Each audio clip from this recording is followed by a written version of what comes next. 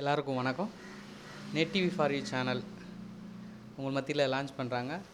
இந்த net TV for you channel மிகப்பெரிய வெற்றி பெற எங்கள் படக்குழு சார்பாக வாழ்த்து தெரிவிச்சுக்கிறேன். நான் வெண்ணிலா வீடு படத்தோட டைரக்டர் வெற்றிமகாலிங்கம் பேசுகிறேன். நான் விருதுநகர் மாவட்டம் நரிக்குடி ஒன்றியத்தில் இருக்கிற கண்டுகொண்டான் மாணிக்கம்ன்ற ஊரில் தான் பிறந்து வளர்ந்தது. சினிமா ஆசை 10வது படிக்கும்போதே வந்துடுச்சு.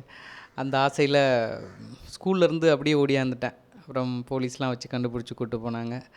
அப்புறம் அதுக்கப்புறம் அப்படியே போராடி அப்புறம் பாரதிராஜா சார்கிட்ட அசிஸ்டன்ட் டைரக்டராக சேர்ந்துட்டேன். அவரோட 3 படங்கள், அதுக்கப்புறம் பென்சில்னு ஒரு ஷார்ட் ஃபிலிம் இயக்கி மெல்பர்ன்லாம் அவார்டு வின் பண்ணேன்.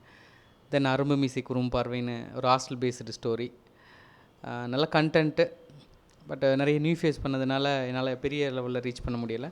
அதுக்கப்புறம் வெண்ணிலா வீடு கிடைச்ச பட்ஜெட்டில் ஒரு தரமான படத்தை இயக்கி ஓரளவுக்கு வியாபார ரீதியாகவும் ஒரு நல்ல நேம் வாங்க முடிஞ்சது. இப்போது ஃபுல் அண்ட் ஃபுல் கமர்ஷியல், இன்றைய இளைஞர்கள் விரும்புகிற மாதிரியான ஒரு படத்தை 100% எடுக்கிறதுக்கான ஒரு கதையை பண்ணியிருக்கேன். அதனால தான் எனக்கு தயாரிப்பாளர் கேட்குறதெல்லாம் செஞ்சு கொடுத்துட்ருக்காங்க. நிச்சயமாக அவங்க கொடுத்துருக்குற இந்த வாய்ப்பை என்னை பற்றி சொல்லி தெரிஞ்சுக்கிற மாதிரி இல்லாமல் ஒரு சக்ஸஸ்ஃபுல் டைரக்டராக இந்த படத்தில் நான் ப்ரூவ் பண்ணுவேன்னு நம்புகிறேன். சினிமா வந்து ஒவ்வொரு நிமிஷமும் வியாபாரமும் மேக்கிங்கும் மாறுதலுக்கு உட்பட்டது.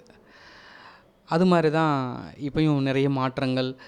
டிஜிட்டல் யுகம் 100% மேலோங்கிட்டதுனால ஃபிலிமில் பண்ண ஆர்டிஸ்ட், டைரக்டரு, தொழில்நுட்ப கலைஞர்களுக்கும் இப்போ இதில் அந்த மாறுதலுக்கு உட்படுற விஷயங்களில் தான் இப்போது வியாபார ரீதியாக நிறைய மந்த நிலை நிலவுது. அதுக்கு காரணம் ஒரு பெரிய யுகம் மாறுதல் தான் அதுக்கு காரணம்னு நினைக்கிறேன்.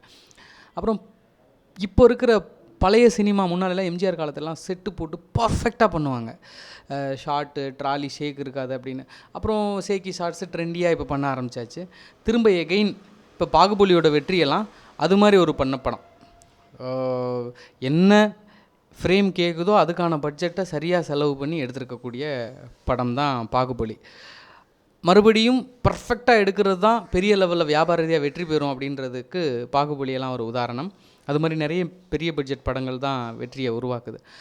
அந்த பெரிய பட்ஜெட் படங்கள் கேட்குற விஷுவலை, பேக்ரவுண்டை, சப்ஜெக்டை கொடுத்தா தான் வெற்றின்றது இல்லாமல், சின்ன பட்ஜெட் படத்துக்கும் என்ன கேட்குதோ அதே பேக்ரவுண்டை, அதே சப்ஜெக்டை கிளாரிட்டியாக கொடுத்தோம்னா நிச்சயமாக அந்த பெரிய படத்துக்கு இணையான சக்ஸஸை சின்ன படங்களும் வெற்றி பெறும் அப்படின்னு நான் நினைக்கிறேன் ஒரு டைரக்டராக.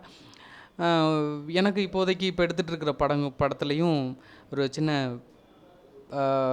ஒரு வரலாற்று கதை கூட இருக்குது. அதையும் நான் ரொம்ப சுதந்திரமாக பிரம்மாண்டமாக எடுன்னு என்னோடய தயாரிப்பாளர் சொல்லியிருக்கிறதுல எனக்கு மிகப்பெரிய சந்தோஷம். ஸோ ஒவ்வொரு சூழலுக்கும் ஏற்ற மாதிரி மாறுறது சினிமா இயல்பு. அது வாழ்க்கை முறை தான், வேறு ஒன்றும் கிடையாது. அப்படி ஒரு மாற்றத்தில் தான் இப்போ இருக்குது. சீக்கிரம் நல்ல சூழலுக்கு எட்டும் வியாபார ரீதியாக. அப்துல் கலாம் ஐயா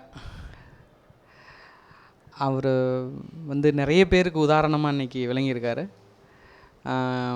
நிச்சயமாக நான் சின்ன பையன், அவரை பற்றிலாம் அவ்வளோ, ஆனால் பட் ஒரு எனக்கே ரோல் மாடலாக இப்படி வாழணும். முக்கியமாக எல்லோரும் சொல்கிற மாதிரி முகநூல் இதெல்லாம் பகிர மாதிரி சாவை பார்த்து பொறாமப்பட வச்ச மனுஷன். இதை விட ஒருத்தரோட வாழ்க்கை சொல்லி நம்மளாம் விளக்கம் சொல்லி இது பண்ண வேண்டியதில்லை. அப்போ அவ்வளோ தூரம் அவர் நல்லவராகவும் இந்த நாட்டுக்காகவும் தன்னை முழுசாக அர்ப்பணிச்சுக்கிட்ட ஒரு பெரியவர்.